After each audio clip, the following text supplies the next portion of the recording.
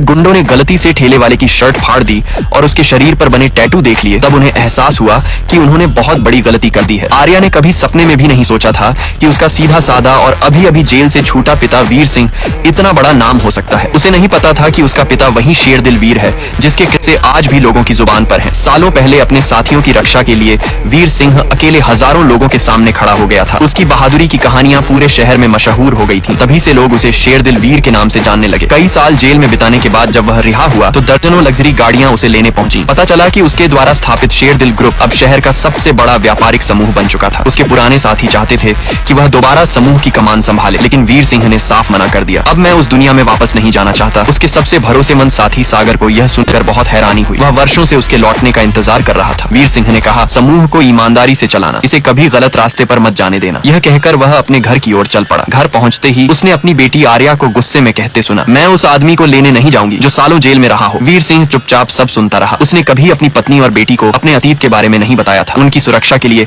उसने यह झूठ फैलाया था कि वह चोरी के आरोप में जेल गया था। लेकिन इस झूठ की वजह से आर्या को स्कूल में हमेशा ताने सुनने पड़े, इसलिए उसके मन में अपने पिता के लिए कोई सम्मान नहीं। पत्नी ने बताया कि आज आर्या की तबीयत खराब हो गई थी क्योंकि स्कूल की कैंटीन में खराब खाना दिया जाता था। उन्होंने इसकी शिकायत भी की थी, लेकिन उन्हें नहीं पता था कि कैंटीन का मालिक यह पता लगा चुका है कि शिकायत किसने की है और अब वह बदला लेने की तैयारी कर रहा है। अगले दिन वीर सिंह स्कूल के बाहर खाने का ठेला लगाकर बैठ गया। वह चाहता था कि बच्चों को साफ और अच्छा खाना मिले। आर्या ने जब उसे देखा तो वह शर्म से लाल हो गई। आप यहाँ क्या कर रहे हैं? मेरी कितनी बेइज्जती हो रही है, आपको पता भी है? वीर सिंह मुस्कुराकर बोला, मेहनत करके कमाने में कभी शर्म नहीं होती। कम से कम अब तुम साफ खाना तो खा